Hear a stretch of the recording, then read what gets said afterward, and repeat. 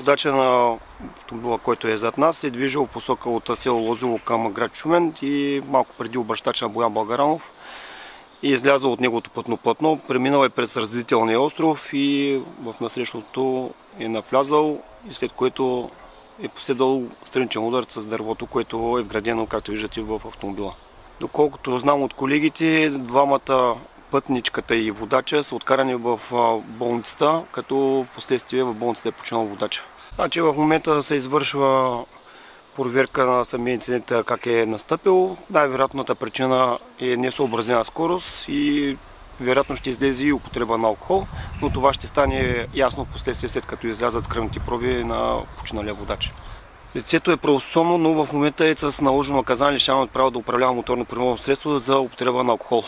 Същия в процеса на изтърпяване на това наказание е хващан да управлява моторно превозно средство, за което е санкциониран по Закона за движение по пътищата.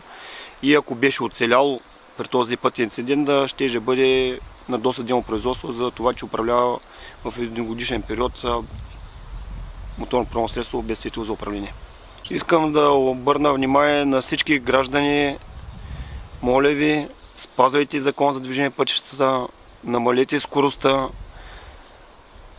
В един момент ще бъдете водачи, в друг момент ще бъдете пътници, в третия момент ще бъдете близки и роднини. Съветвайте водачите да не карат несъобразено. Бъдете умни да стигнете там, където сте тръгнали. Спазвайте предимствата, намалете скоростта.